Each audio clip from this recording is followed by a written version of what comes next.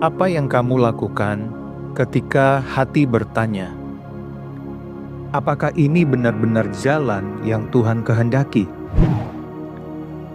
Apakah keputusan yang kamu buat selama ini benar-benar sesuai dengan rencananya? Atau jangan-jangan kamu hanya menerka-nerka?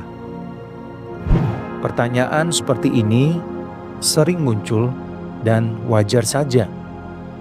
Tapi tenang, kali ini kita akan bahas secara mendalam bagaimana Alkitab mengungkap kehendak Tuhan dalam hidup kita.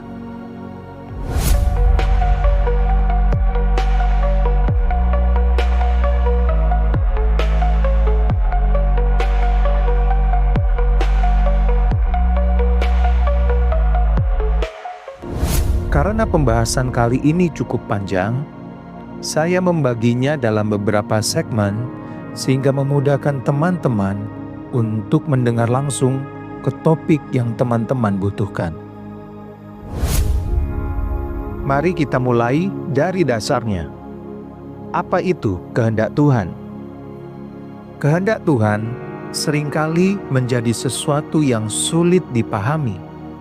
Tetapi Alkitab sebenarnya telah memberi kita gambaran yang sangat jelas. Secara umum, ada 3 jenis kehendak Tuhan yang diungkapkan dalam firman-Nya. Yang pertama, kehendak Tuhan yang berdaulat, sovereign will. Tuhan itu maha kuasa dan memegang kendali atas segalanya. Dia tahu apa yang akan terjadi sebelum itu terjadi. Dan semua yang Dia rencanakan pasti akan terlaksana.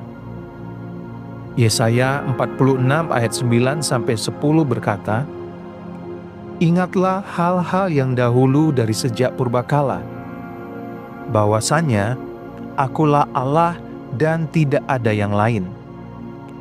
Akulah Allah dan tidak ada yang seperti Aku, yang memberitahukan dari mulanya hal yang kemudian dan dari zaman purbakala apa yang belum terlaksana, yang berkata, keputusanku akan sampai dan segala kehendakku akan terlaksana."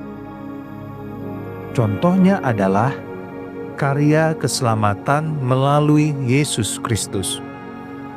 Itu adalah bagian dari kehendak Tuhan yang tidak bisa diubah oleh siapapun. Yang kedua, kehendak Tuhan yang dinubuatkan, revealed will.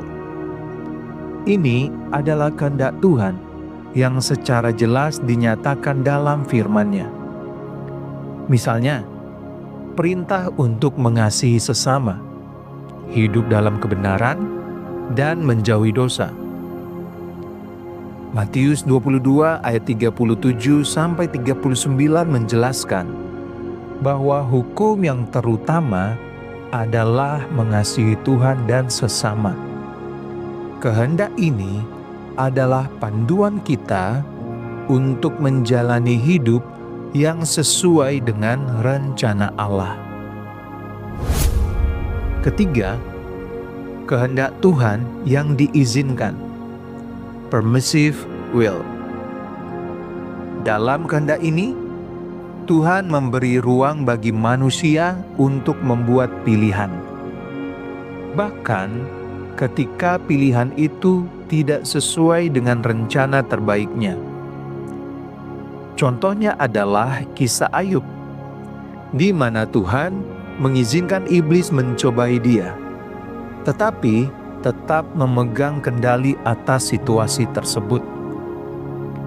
Kehendak ini menunjukkan bahwa Tuhan menghormati kehendak bebas kita, tapi Dia tetap punya kuasa untuk mengarahkan semuanya menuju tujuan yang lebih besar. Mengapa kehendak Tuhan tidak selalu jelas? Pernah merasa frustasi karena Tuhan tidak langsung memberi jawaban? Itu terjadi karena ada bagian dari kehendak Tuhan yang tersembunyi. Ulangan 29 ayat 29 mengatakan, hal-hal yang tersembunyi ialah bagi Tuhan Allah kita. Tetapi hal-hal yang dinyatakan ialah bagi kita dan bagi anak-anak kita sampai selama-lamanya. Tuhan ingin kita bertumbuh dalam iman, belajar mempercayainya, meskipun kita tidak selalu tahu apa yang Dia rencanakan. Selain itu, Tuhan seringkali berbicara melalui sebuah proses. Dia membentuk karakter kita melalui perjalanan hidup, bukan hanya dengan memberi jawaban instan. Jadi, kalau kamu merasa tersesat, mungkin itu adalah bagian dari rencana Tuhan untuk mengajarkan sesuatu yang penting.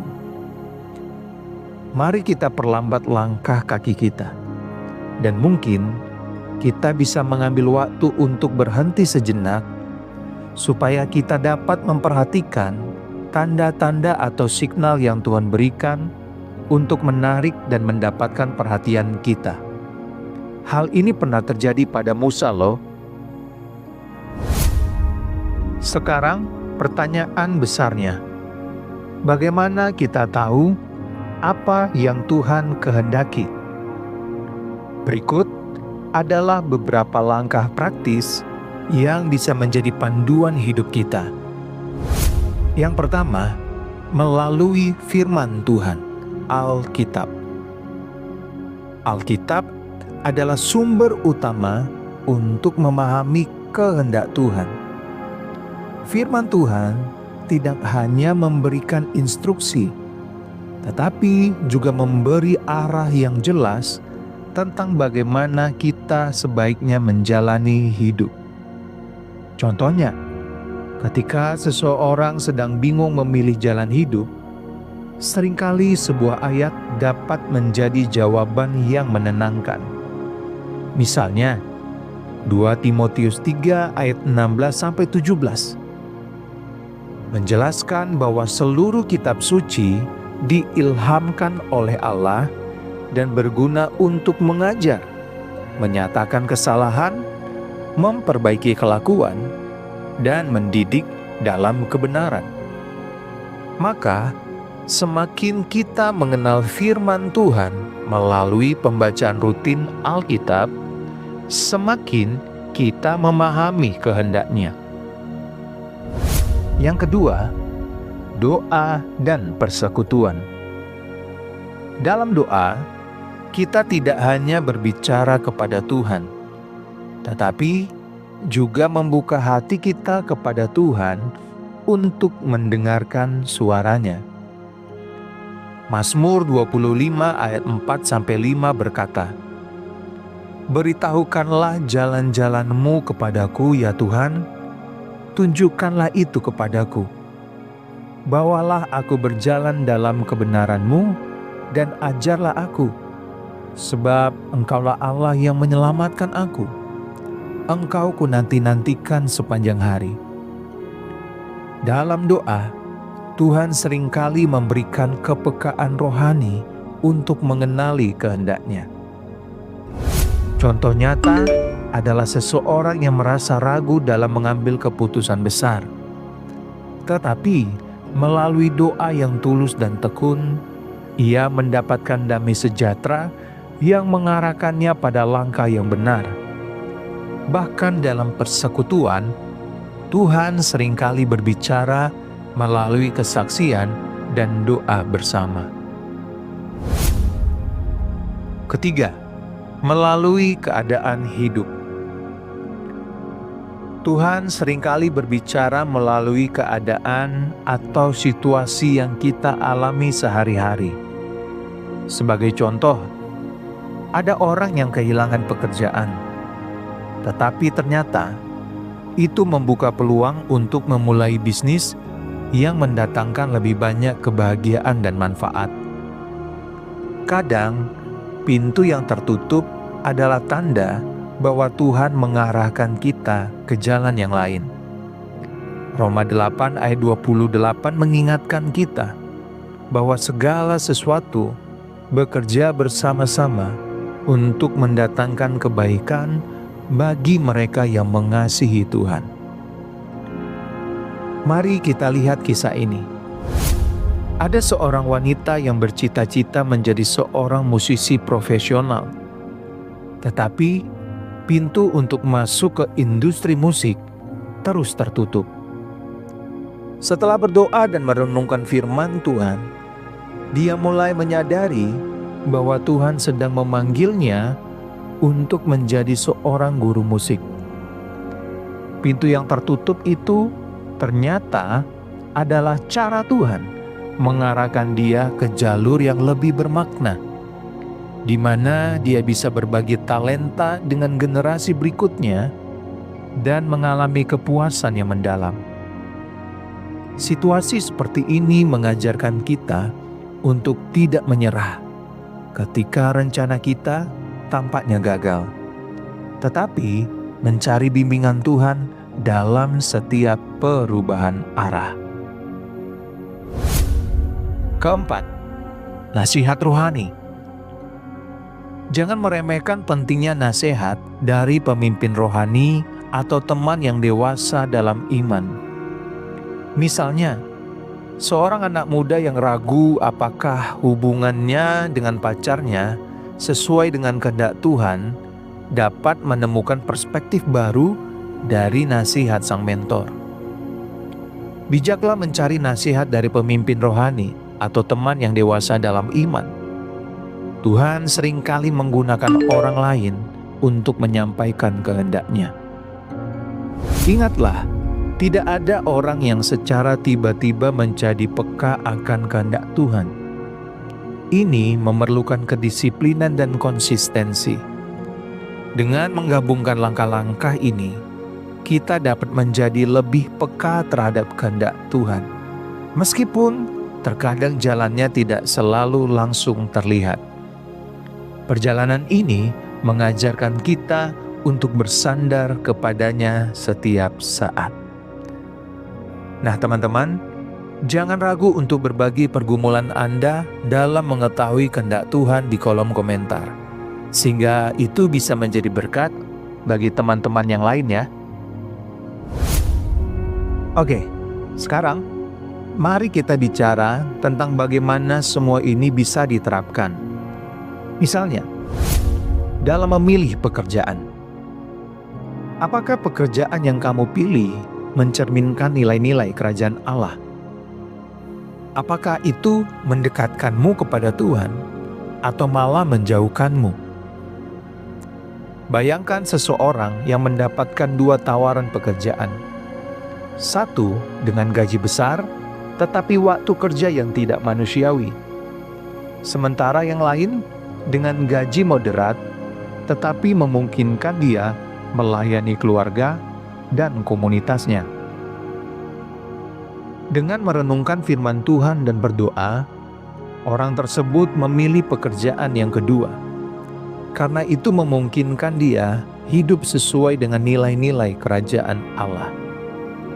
Tidak tergiur dengan tawaran, juga standar hidup anak-anak dunia yang berpotensi memisahkan dia dari hubungannya dengan Tuhan. Keputusan ini mungkin terlihat sederhana, tetapi menunjukkan bagaimana kehendak Tuhan bisa menjadi pedoman dalam membuat keputusan besar. Aplikasi yang kedua, dalam hubungan. Apakah hubungan yang sedang kamu jalani selaras dengan firman Tuhan? Apakah itu membantu kamu bertumbuh secara rohani? Seorang pria yang ingin menikahi pasangannya mulai bertanya-tanya, apakah hubungan mereka sesuai dengan kehendak Tuhan? Dia berbicara dengan mentor rohani, membaca firman Tuhan, dan berdoa meminta hikmat. Proses ini membuat dia melihat apakah hubungan tersebut membantunya dan pasangannya bertumbuh dalam iman, atau malah menjauhkan mereka dari Tuhan. Ketika dia akhirnya melamar, Dia melakukannya dengan keyakinan bahwa hubungan itu selaras dengan rencana Tuhan.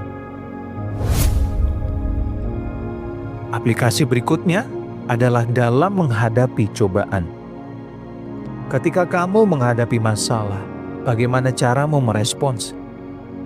Apakah kamu tetap percaya bahwa Tuhan punya rencana di balik semuanya? Misalnya, seorang ibu muda kehilangan pekerjaan tiba-tiba.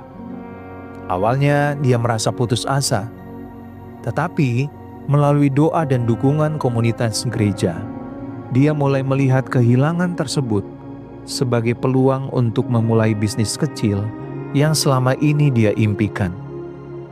Melalui tantangan itu, dia belajar bahwa Tuhan dapat memakai setiap situasi, bahkan yang sulit sekalipun, untuk mendatangkan kebaikan.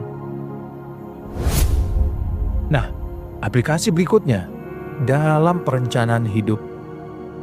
Seorang mahasiswa yang bingung memilih jurusan belajarnya mungkin mengambil waktu untuk merenung, berdoa, dan berbicara dengan konselor rohani. Dia menyadari bahwa minat dan bakatnya dalam seni dapat digunakan untuk melayani Tuhan melalui karya kreatif. Keputusan ini memberikan kedamaian hati dan arah yang jelas untuk masa depannya. Nah, sahabat Pintu Berkat, memahami kehendak Tuhan bukanlah tugas yang mudah, tapi itu adalah perjalanan yang penuh makna. Tuhan memberi kita firman-Nya sebagai peta, doa sebagai kompas, dan Roh Kudus sebagai penuntun. Mari kita belajar peka terhadap suaranya sambil tetap bertindak dengan tanggung jawab dalam kebebasan yang Dia berikan. Kalau kamu pernah mengalami pengalaman unik tentang bagaimana Tuhan menuntunmu melalui situasi tertentu, bagikan di kolom komentar ya. Jangan lupa untuk like, share, dan subscribe agar lebih banyak orang yang diberkati. Sampai jumpa di video berikutnya. Tuhan Yesus memberkati.